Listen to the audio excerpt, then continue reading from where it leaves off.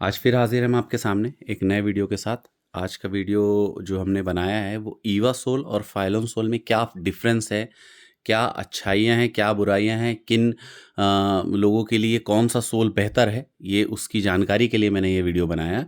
तो मैं आपको बताने वाला हूँ कि ईवा में क्या खामियाँ हैं और फाइलोन में क्या खामियाँ हैं, ईवा में क्या अच्छाइयाँ हैं और फाइलोन सोल में क्या अच्छाइयाँ हैं, और दोनों की लाइफ स्पैन और आपके लिए क्या बेहतर है मैं ये बताने वाला हूँ और दोनों का डिफरेंस बताने वाला हूँ।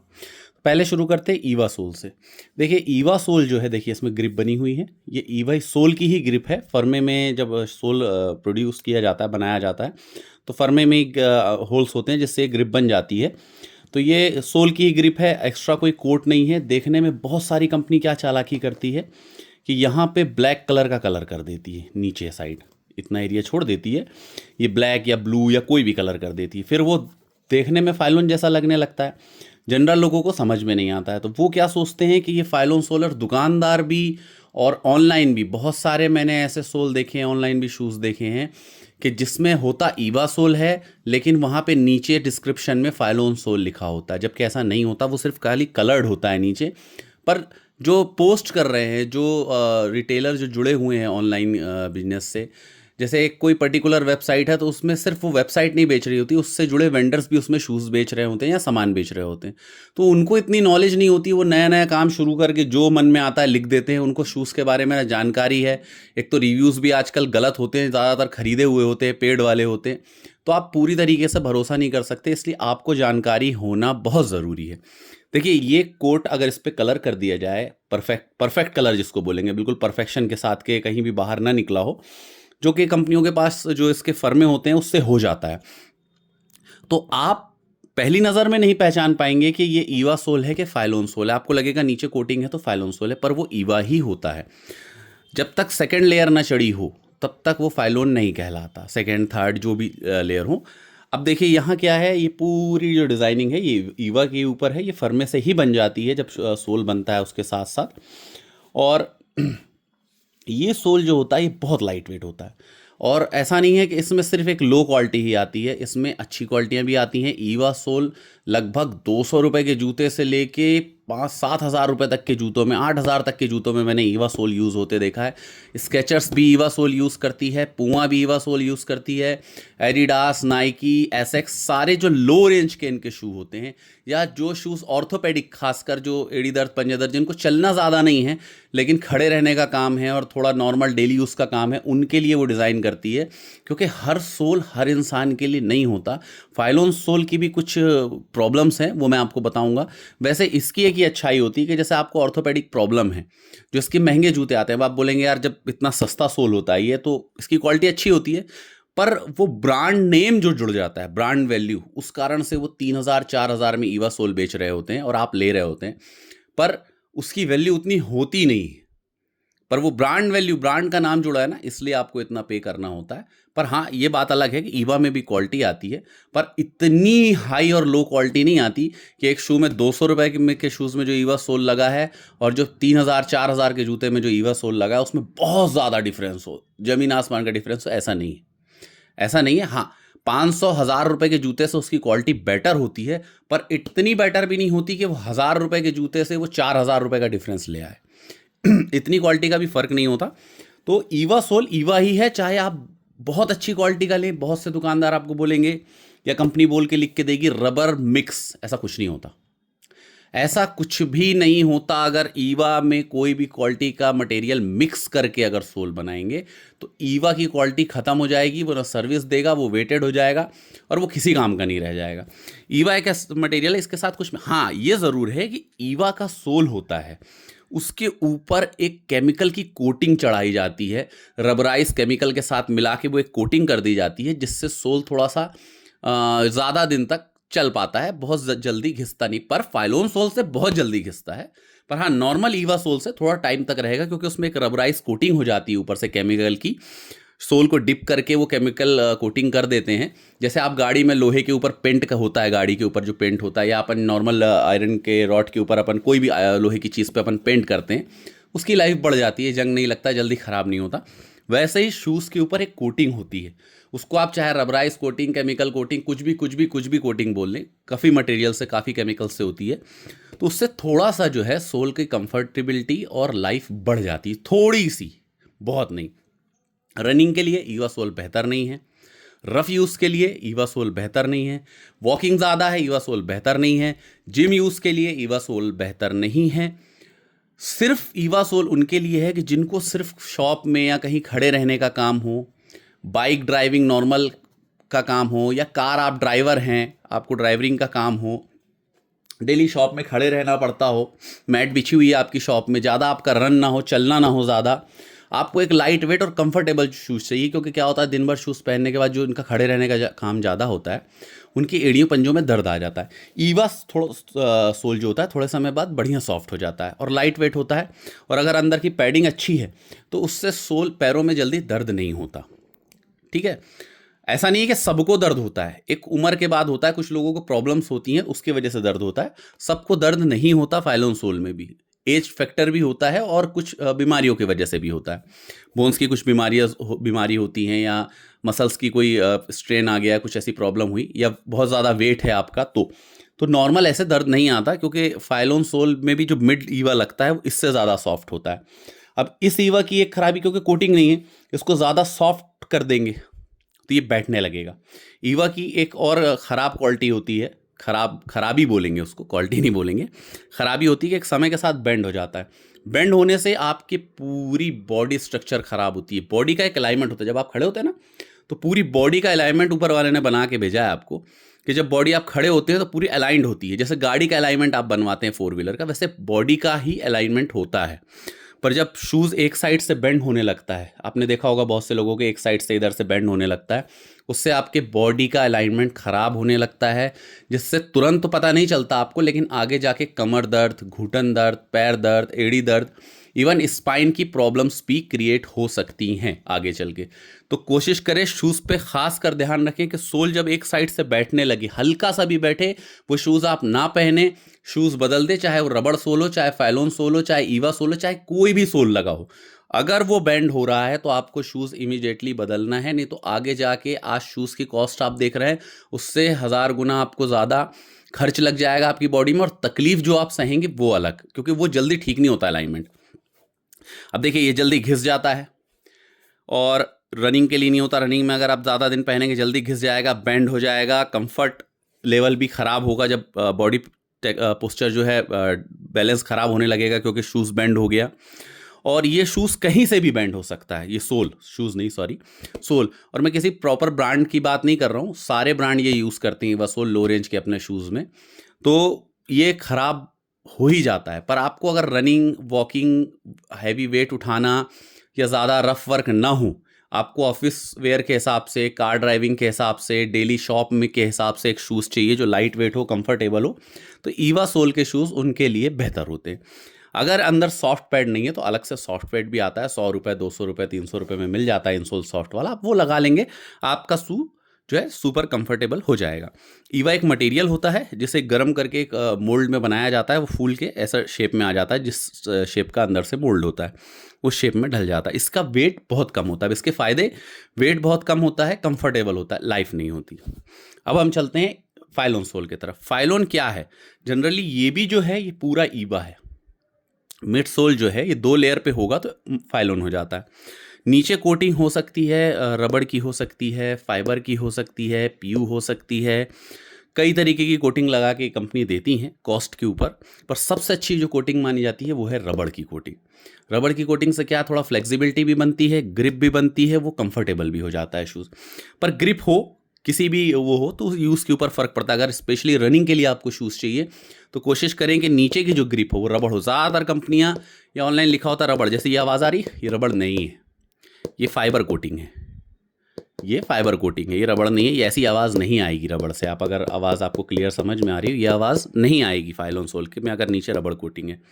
अब सस्ते महंगे शूज़ में आपको लगेगा कि इसमें 1000 रुपये के जूते में भी फाइलोन आ रहा है, 5000 के जूते में भी फाइलोन आ रहा है। क्वालिटी का भी थोड़ा बहुत फ़र्क पड़ता है, क्योंकि ये जो आपकी लाइनिंग होती है ये भी एमएम से होती है।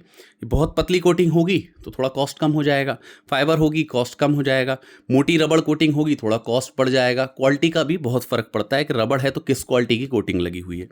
प्लस फिर ये जो फाइलोन है बीच का मिड, ये किस क्वालिटी का लगा है, इससे भी बहुत फ़र्क पड़ता है।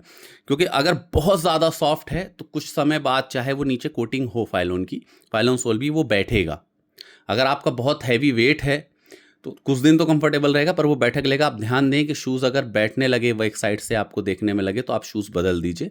मैं नहीं बोल रहा महंगे शूज़ मत लीजिए, सॉफ्ट शूज़ मत लीजिए, पर एक समय के बाद आप बदल दीजिए उसे। हल्का मिड, हल्का सॉफ्ट होना चाहिए, बहुत बहुत अधिक सॉफ्ट भी ना हो और बहुत ज़्यादा हार्ड भी ना हो। बाकी ईवा कुछ समय बाद थोड़ा सॉफ्ट हो ही जाता है चलने के बाद। अब क्या होता है कि फाइलोन सोल आप इसको रनिंग के लिए यूज़ कर सकते हैं, इसको वॉकिंग के लिए, डेली यूज़ के लिए, जिम यूज़ के लिए, क्योंकि वेट जब आपका बॉडी का आता है तो ये इक्वली डिवाइड करता है, तो जिससे जल्दी जो सोल है वो बेंड नहीं होता और आपके हिसाब से कंफर्टेबल जो है वो शूज़ बना रहता है और मजबूत बना रहता है। तो आपको अगर रफ वर्क है, वॉकिंग है, रनिंग है, किसी भी तरीके का यूज़ है आपका, तो आप फाइलोन सोल ले सकते हैं। बस फाइलोन सोल की एक खराबी होती है कि ये वेटेड होता है, पहली चीज़। दूसरी चीज़, ये कोटिंग भी अगर बहुत पुराना शूज़ हो गया तो निकल सकती है, या अगर अच्छे से पेस्टिंग नहीं हुआ तो ये कोटिंग निकल सकती है। वारंटी पीरियड में होगा तो आपको तो शूज़ बदल के मिल जाएगा, और आउट ऑफ वारंटी होगा तो फिर वो आपको पेस्ट करानी पड़ेगी।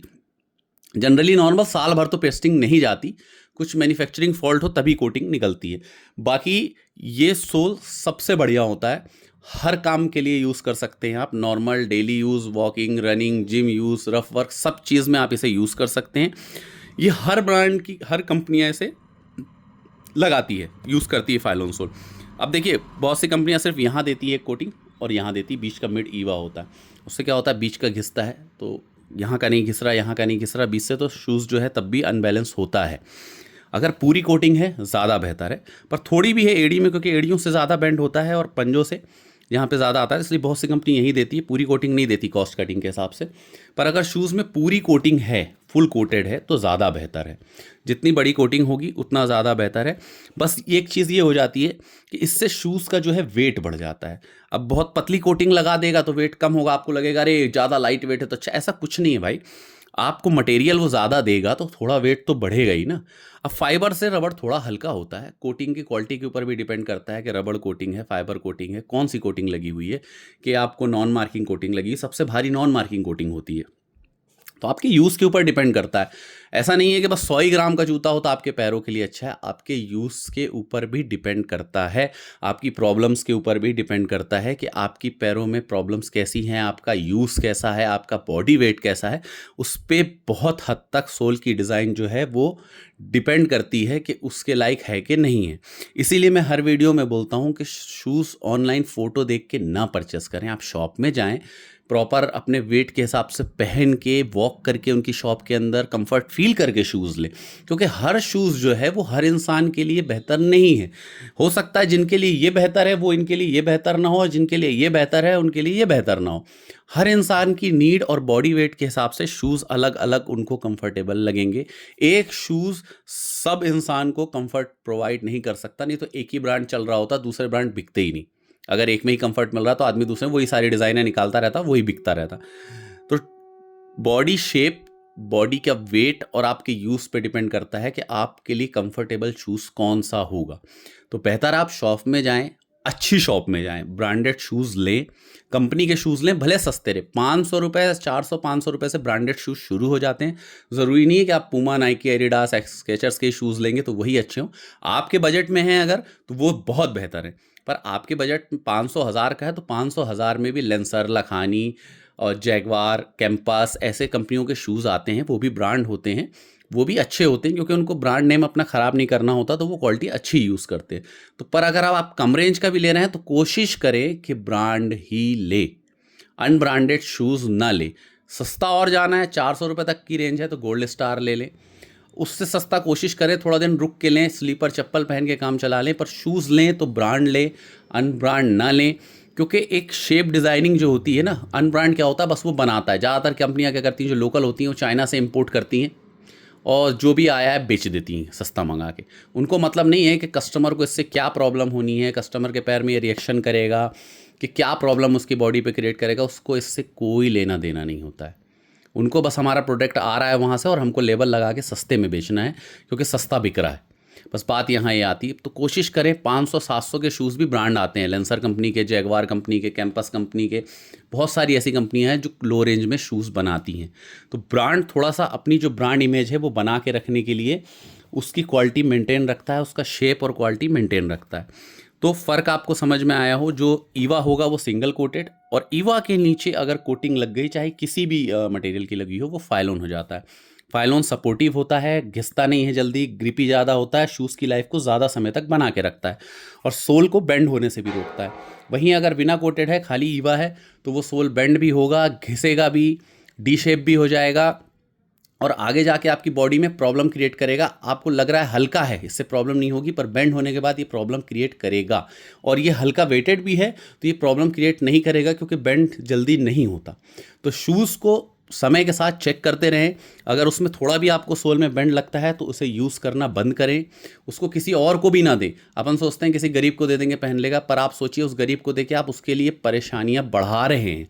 उसको जो तकलीफ होगी, उसको आगे प्रॉब्लम होगी। आप एक बार, आपके पास पैसा, आप मेडिकेशन ले सकते हो, आप प्रिकॉशन ले सकते हो, वो गरीब क्या करेगा? तो कोशिश करें, अगर शूज़ ख़राब है तो उसको डिस्पोज ऑफ करें। अगर किसी करीब को आपको शूज़ देने भी हैं तो नए लेके दे। 400-500 रुपये के शूज़ सोचिए आप दानी कर रहे हैं, या आपके शूज़ अगर बेंड ना हुए हों, पुराने हैं, आप नए ले सकते हो, तो नए लेके, शूज़ अगर बेंड नहीं हुए तभी किसी और को डोनेट करें। चीज़ें ऐसी डोनेट करें कि सामने वाले को भी उससे प्रॉब्लम ना हो, उसके काम आए।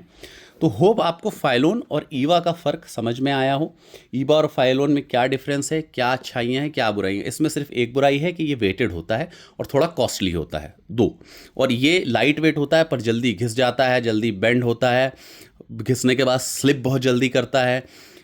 नो डाउट इसमें फ्लेक्सिबिलिटी ज़्यादा होती है, पर ये किसी भी यूज़ के लायक नहीं होता। सिर्फ आपको डेली यूज़, शॉपवेयर यूज़, ड्राइविंग के हिसाब से या नॉर्मल जर्नी के हिसाब से आपको यूज़ करना है तो चलेगा। बाकी ये ज़्यादा यूज़फुल नहीं होता। ये सस्ता आता है, इसलिए ज़्यादा बिकता है, कंपनियां ज़्यादा इसे यूज़ करती हैं। फाइलोन की कॉस्टिंग थोड़ी बढ़ जाती है, इस वजह से इसका वेट भी बढ़ता है, कॉस्ट भी बढ़ती है, तो ये थोड़ा महंगा हो जाता है। इसकी ये खराबी है बस दोनों में, और यही फ़र्क होता है, ज़्यादा फ़र्क नहीं होता। तो आप देखिए कि आपका यूज़ कैसा है, उसके हिसाब से जाइए, शॉप में पहन के कंफर्ट फील करके परफेक्ट साइज़ का शूज़ लें, चाहे किसी भी ब्रांड का लें। कोशिश करें कि पहन के ही लें। शूज़ आपकी डेली लाइफ में बहुत इंपॉर्टेंट रोल प्ले करता है, आपकी पूरी बॉडी स्ट्रक्चर को ख़राब होने से बचाता है, आपकी वॉकिंग को कंफर्टेबल बना के रखता है, आपके पैरों को कंफर्ट रखता है। कितना भी आप चल लें, खड़े रहें, बैठे रहें, शूज़ कंफर्टेबल नहीं होगा तो आप जल्दी थक जाएंगे। आपको, आपका माइंड जो है वो डिस्टर्ब रहेगा, आपका एक जगह पे फोकस नहीं बनेगा, क्योंकि अगर कहीं दर्द हो रहा है बॉडी में ना, तो माइंड वहीं पे बार बार आपको डाइवर्ट करता है कि वहाँ दर्द हो रहा है, अब दर्द हो रहा है, कि उसको ठीक करें आप। उसको, जैसे खुजली आती है तो आपको लगता है ना खुजली चल रही, तो आपका माइंड बोलता है खुजाने के लिए, तो आप खुजाते हैं। वैसे कहीं भी आपका माइंड डाइवर्ट हो रहा है तो खासकर शूज़ जब आप घर से पहन के निकलते हैं, ज़्यादातर लोग यही होता है कि दिन भर पहने रहते हैं, रात को ही जाके वो चेंज कर पाते हैं। तो शूज़ कोशिश करें कंफर्टेबल ही देख के लें, पहन के, चाहे किसी भी प्राइस रेंज का आप लें, बिना पहने कंफर्ट फील किए बिना, और अपने यूज़ के हिसाब से आप कोशिश करिए कि शॉपकीपर को अपना यूज़ बताइए। और अच्छे, पुरानी शॉप होगी, ब्रांडेड शॉप होगी, तो रिप्यूटेड शॉप होगी, तो उनको चीज़ का नॉलेज होगा, वो आपको गाइड कर सकते हैं कि आपके लिए बेहतर शूज़ कौन सा है। आप उन्हें बजट बताएं, अपना वर्क बताएं, आपको किस टाइप का शूज़ चाहिए वो बताएं, तो वो आपको देख के आपकी बॉडी के हिसाब से आपको शूज़ वो जो है रिकमेंड करेगा। तो आपके लिए कंफर्टेबल भी होगा, आपके पास ज़्यादा भी चलेगा, मजबूत भी रहेगा, और आपकी बॉडी पोस्चर भी परफेक्ट रहेगी, आपको थकान भी जल्दी नहीं लगेगी। तो होप ये वीडियो आपको पसंद आया हो। आज के वीडियो में इतना ही, मिलते हैं नेक्स्ट वीडियो में, बाय।